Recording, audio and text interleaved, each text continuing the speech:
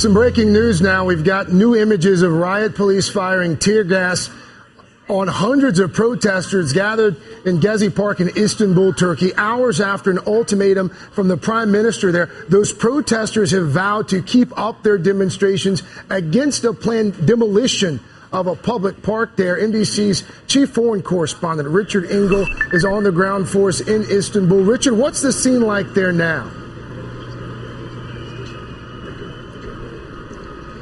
For the last 2 weeks or so, these protests have been a real thorn in the side of the Turkish government. The Turkish government and security forces have moved in numerous times to try and disperse the protesters. The protesters, however, always managed to come back. This time, after an ultimatum, the riot police went in to try and end this movement once and for all. In a quite organized, rapid manner, a couple of hours ago, riot police backed up with sanitation workers, fire trucks, first started firing water cannons to clear out this square, and then went into the park, Gezi Park, which is part of the square where I am right now, and they are in the park as we speak, trying to remove the debris, remove the tents, remove the barricades that the protesters had set up. And actually, if you pan over, I think you can see some of the workers now on the ground. They're wearing white jackets, they're wearing helmets, and they have been dismantling step by step this park.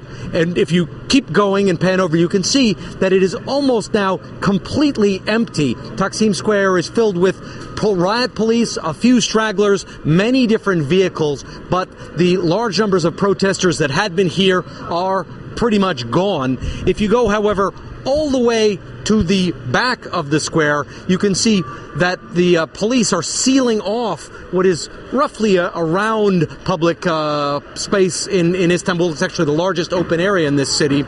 And at one of the main entrances, a choke point, there are what look like a couple of thousand of demonstrators who are trying to get in, but they're being held back by a line of police and by that vehicle there, which is a water cannon.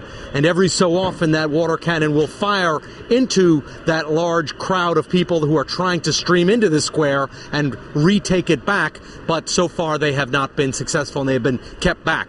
This is to a degree the eye of the storm, because on some of the smaller side streets around here, there have been clashes, there have been exchanges of some stones being thrown, some tear gas being fired by police.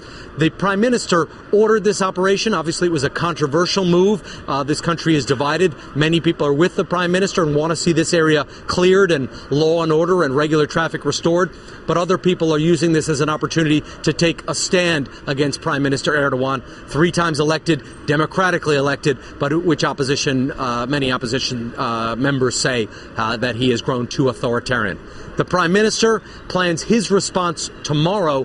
He is planning on holding mass demonstrations, including here in Istanbul, of his supporters, and he expects that will be his way to show that the operation here is popular and that he still holds the majority of the people in this country. And by the way, to make sure that people come to those demonstrations tomorrow, the Prime Minister, his party, municipal officials are offering free transportation, ferries, buses, to make sure the crowds are big. Richard, while I have you here again, I know you're in Turkey, but I do want to talk to you about Syria really quickly and the administration's decision to provide the rebels with some small arms assistance now. Again, these rebel groups, many of them, they've been asking for armor-piercing bullets. They've been asking for tanks. They've been asking for weaponry that will help bring down aircraft, and we're going to give them small arms and ammunition. How much of a difference is that really going to make on the ground in Syria?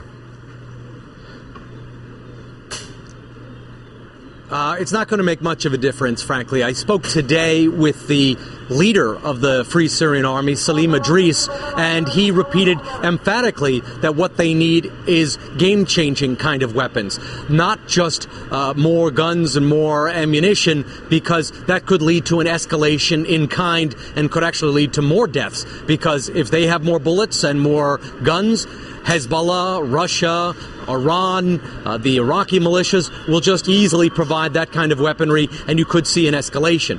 What he said is they need one of two things: either anti-tank weapons and anti-aircraft weapons. And he said that the United States has been reluctant to give that to the Free Syrian Army, worried that they could get into the wrong hands. Alternatively, he said, how about a no-fly zone and don't give us any weapons, and we'll take on the Syrian regime with what we have right now. Our chief foreign correspondent, Richard Engel, on the ground for us in Istanbul, Turkey on a Saturday night there. Richard, as always, thank you, sir. Stay safe.